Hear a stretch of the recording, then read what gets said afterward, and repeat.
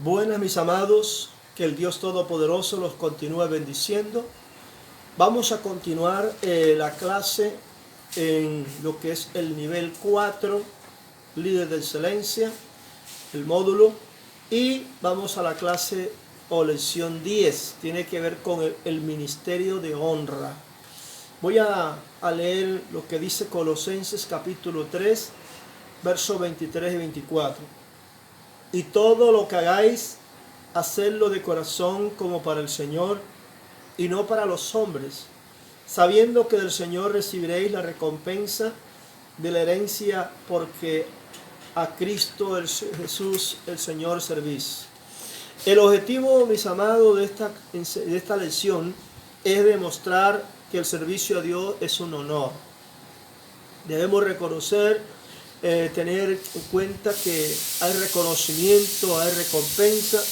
Por eso hemos titulado el ministerio de honra. Servir a Dios es un privilegio para el cristiano. La persona que lo hace es un vocero, un embajador, un representante de Dios en la tierra. Su ministerio no depende de los hombres, sino de Dios, quien lo llama, lo capacita y lo sostiene. El líder se enfrenta a una responsabilidad muy grande, con una exigencia muy alta para el desarrollo de su ministerio. Frente a esto podemos formular las siguientes preguntas. ¿Vale la pena asumir una responsabilidad tan grande? ¿Es lógico que la calidad de la exigencia deba ser proporcional a la calidad del trabajo, profesión o ministerio que se desempeñe y a la recompensa que se reciba por ello? Podemos afirmar con toda seguridad que el liderazgo cristiano es un ministerio sin límite. No existe sobre la tierra actividad más alta y de mayor envergadura que el ministerio cristiano.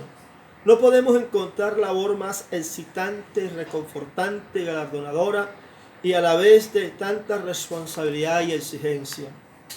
Aseveremos en efecto que el liderazgo cristiano es una vocación de honor, privilegio, porque el que sirve a Dios está siempre gozoso.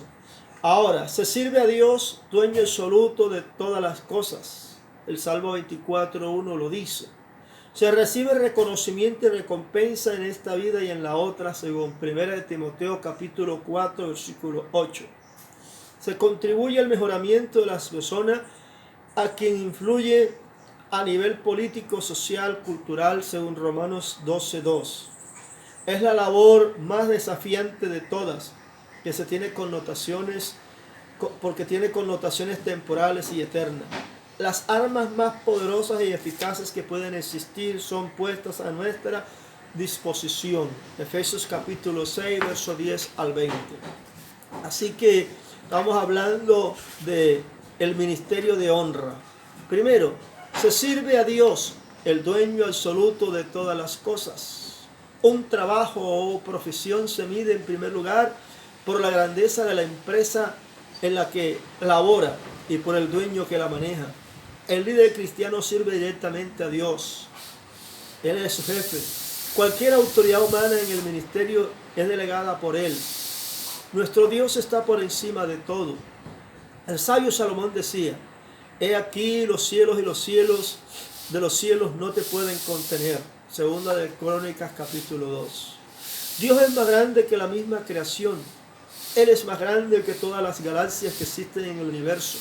Dice la Biblia: de Jehová es la tierra y su plenitud, el mundo y los que en él habitan. Salmo 24:1. Él está sentado sobre el círculo de la tierra, cuyos moradores son como langosta. Él extiende los cielos como una cortina, los despliega como una tienda para morar. Dice Isaías 40, verso 22. Nuestro Dios es la persona a quien servimos, dueño y creador de todas las cosas.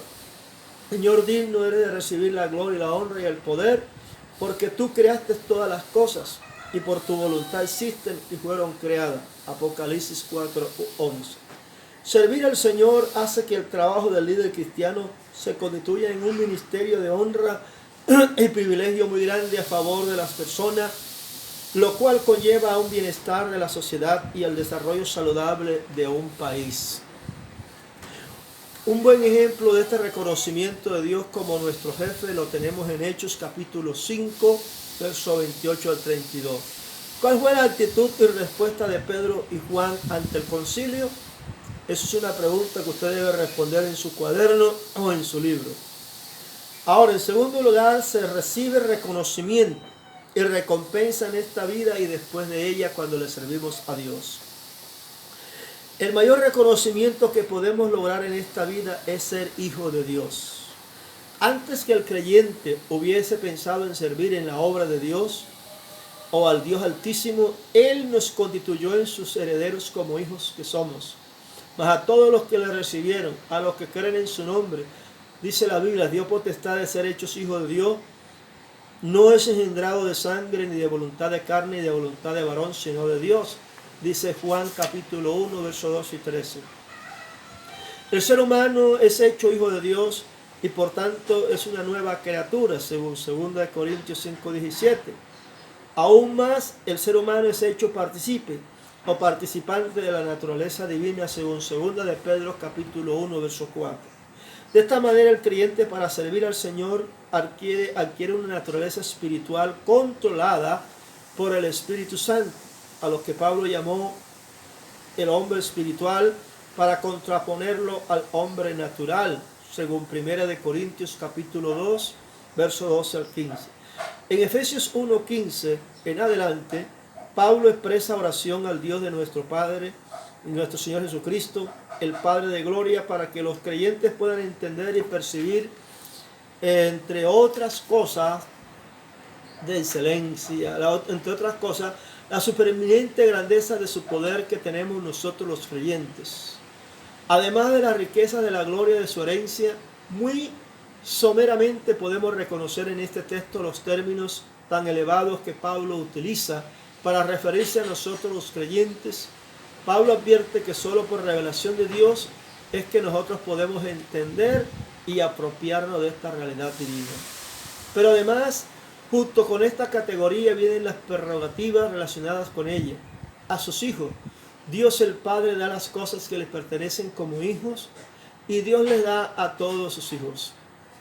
Como todas las cosas que pertenecen a la vida, a la piedad nos han sido dadas por su divino poder, mediante el conocimiento de aquel que nos llamó para su gloria y excelencia, por medio de las cuales nos ha dado preciosas y grandísimas promesas, dice 2 de Pedro 1:3. Así que no hay límite de lo que podemos conseguir con Dios. En su palabra nos dejó preciosas, grandísimas promesas.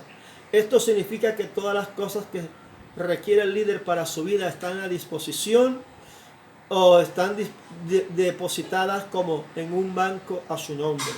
La fe, la visión, la oración hacen posible que las cosas que necesitamos para la obra ministerial podamos visionarla y recibirlas con toda seguridad porque son nuestras.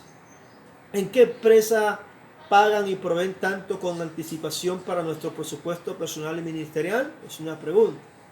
Ahora, no hay límites para ejercer esta profesión que ministra una salvación tan grande. No hay límite de presupuesto. El monto lo pone el líder y las cosas las provee el Señor. El apóstol Pablo afirma: todo lo he recibido y tengo abundancia. Estoy lleno y habiendo recibido de Epafrodito lo que enviasteis, olor fragante, sacrificio acepto, agradable a Dios. Mi Dios pues suplirá todo lo que os falte conforme a sus riquezas en glorias en Cristo Jesús, dice Filipenses capítulo 4, versos 18 y 19. Debemos estar conscientes de nuestro trabajo en el Señor, sabiendo a quién servimos y qué recompensa tendremos. Las Escrituras nos dicen: así que, hermanos míos amados, estad firmes y constantes en la obra del Señor siempre, sabiendo que vuestro trabajo en el Señor no es en vano. Dice 1 Corintios 15:58. También la Biblia dice: no perdáis pues vuestra confianza, que tiene grande galardón, según Hebreos 10:35. El mismo Señor Jesucristo confirmó a sus discípulos que todo lo que hagamos recibiremos recompensa, aun si diéramos un vaso de agua. Dice la Biblia: y cualquiera que diera un vaso de agua en mi nombre, porque sois de Cristo, de cierto digo que no perderá su recompensa. Dice Marcos capítulo 9, versículo 41. Ahora hay unas preguntas que usted debe contestar y anotar en su libro. Según 1 Corintios capítulo 2, verso 12 al 13. La pregunta primera es, ¿qué hemos recibido de Dios para ejercer nuestro ministerio? Ahí encontrará la respuesta, anótela. La segunda pregunta, ¿cuál debe ser nuestra actitud ante esta realidad espiritual? También de la respuesta. Tercera pregunta, nombre dos promesas que usted puede reclamar de Dios para su vida y ministerio. Anótelas en su cuaderno o en su libro, ahí en la página correspondiente. Entonces estamos también hablando de ese servicio de honra. En tercer lugar, se contribuye al mejoramiento de las personas a nivel político, social y cultural. Su trabajo consiste nada menos que en transformar el mundo, las personas que lo habitan y los estamentos sociales, políticos y culturales que lo conforman. Este mundo clama por un cambio radical y urgente porque carece de amor, fe, esperanza, santidad, unidad familiar, principios y valores que fortalecen la sociedad. Nosotros sabemos que Dios es el único que tiene la respuesta. A través de Jesucristo se estableció el reino de Dios, que es un reino de amor, justicia, santidad y verdadera paz para los habitantes de la tierra. Jesucristo está encarnado en nosotros, los creyentes, y es en nosotros como líderes en quienes sigue estando el secreto de cambio de este mundo en crisis. Cada vez que un líder cristiano conduce a una persona al conocimiento de Cristo y lo guía en este camino de salvación, está estableciendo los fundamentos para la transformación del mundo. Dice la Biblia en 2 Corintios 5:17, de modo que si alguno está en Cristo, nueva criatura es, las cosas viejas pasaron y aquí todas son hechas nuevas. Esto hace del liderazgo cristiano una profesión de honor y privilegio. Solo personas elevadas a la más alta categoría son llamadas a transformar el mundo. Las personas que lo habitan y los estamentos sociales políticos que lo conforman. Surge un par de preguntas. ¿Cree usted que vale la pena servir en la causa del Señor? ¿Encontrará un trabajo con mayor significación humana que pueda obtener mayores resultados? ¿Cuál era el deseo del apóstol Pablo en cuanto a su ministerio? Según Hechos 20:24. Así que también ponga la respuesta. En cuarto lugar, es la labor más desafiante de todas, porque tiene unas connotaciones temporales y eternas. La transformación del mundo podría conseguirse solo a través de una batalla espiritual. Se trata en efecto de debilitar el reino de Satanás, quien produce el caos y la destrucción en todos los ámbitos.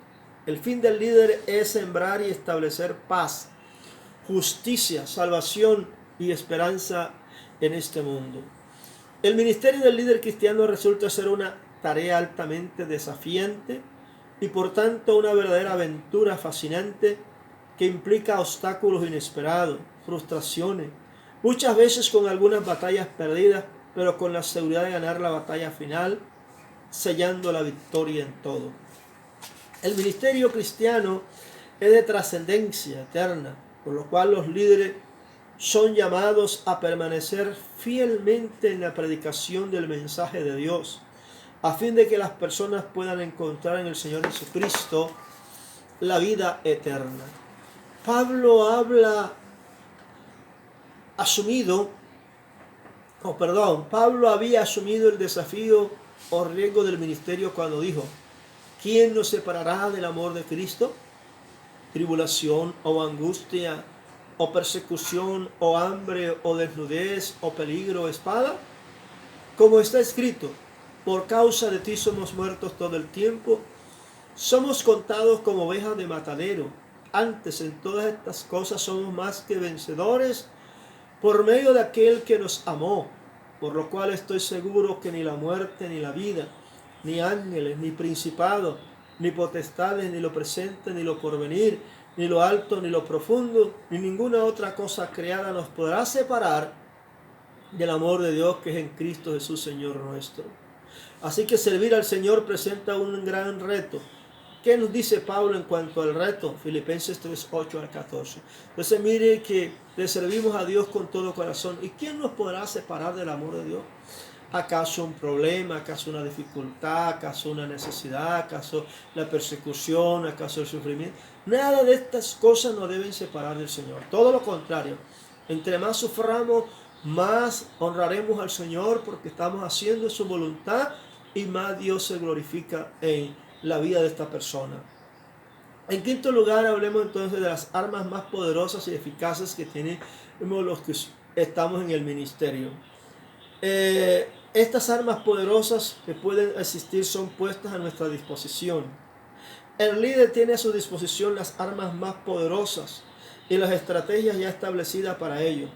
Con estas armas y estrategias tenemos una guerra ya ganada. El líder cristiano debe hacer uso de las promesas y la obra victoriosa de Cristo, aplicando esta verdad en contra de los principados y potestades, quienes fueron ya despojados y vencidos por Cristo en la cruz del Calvario. Tenemos que decir que la lucha es ardua, no obstante la victoria es segura, siempre y cuando se utilicen las armas adecuadas para ello. Las armas espirituales son poderosas, sofisticadas al máximo y las más importantes. Las armas de nuestra milicia no son carnales, sino poderosas en Dios para la destrucción de fortalezas, derribando argumentos y toda altivez que se levanta contra el conocimiento de Dios. Dice 2 de Corintios capítulo 10, versos 4 al 5. Además de las armas que nos menciona el apóstol Pablo en este texto anterior, tenemos en Efesios 6, verso 18, otro grupo de armas espirituales las cuales están a disposición de todo creyente para hacer uso de ellas.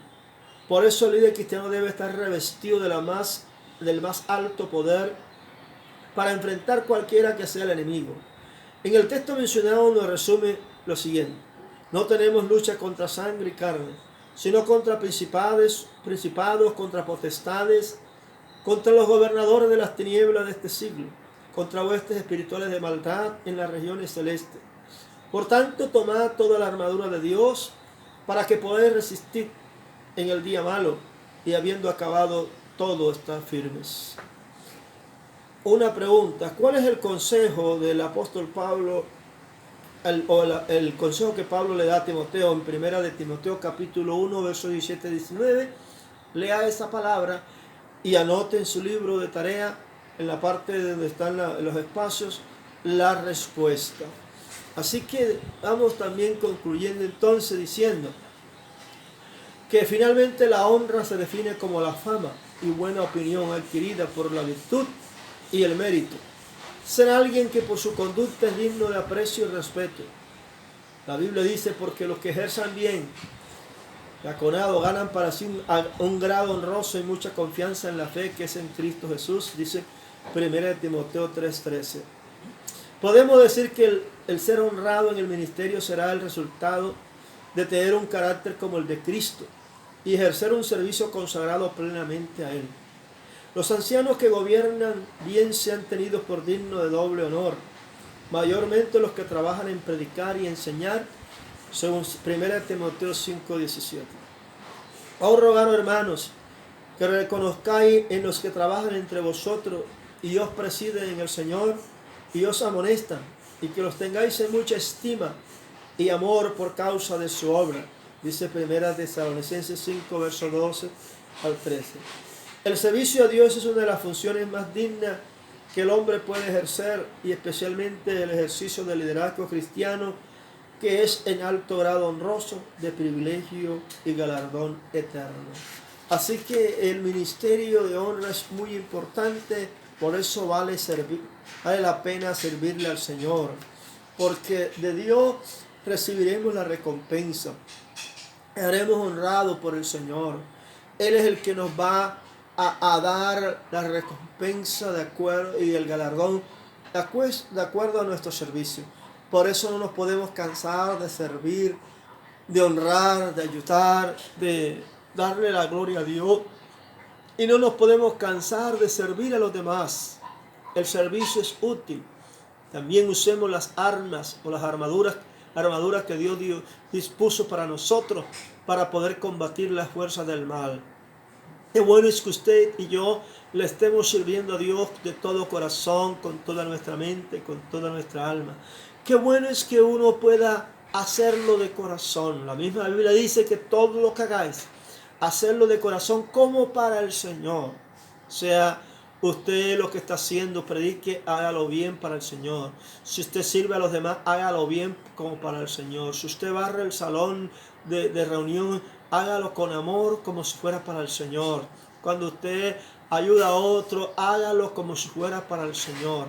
¿Por qué? Porque esto trae honra, trae bendición. No nos cansemos de hacer el bien, no nos cansemos de ayudar, no nos cansemos de poder servirle a Dios y servirle a los demás. Recordemos algo importante. Dice la palabra que Jesús no vino a ser servido, sino a servir y a poner su vida en rescate por los demás. Así que debemos estar dispuestos a servir, a honrar a nuestro Dios con nuestra vida, con nuestro testimonio, con nuestros bienes, que podamos ayudar en la obra de Dios, en todo lo que la obra de Dios necesite. Cuando sembramos, cuando diezmamos, cuando ofrendamos, cuando hacemos esta labor, estamos sirviendo. Cuando oramos, estamos sirviendo. Cuando intercedemos por los demás, cuando oramos por los demás, estamos sirviendo y estamos haciendo que la obra del Señor avance, se desarrolle, y además estamos bendiciendo la vida de otros. Así que, mis amados, que esta clase sea de gran bendición.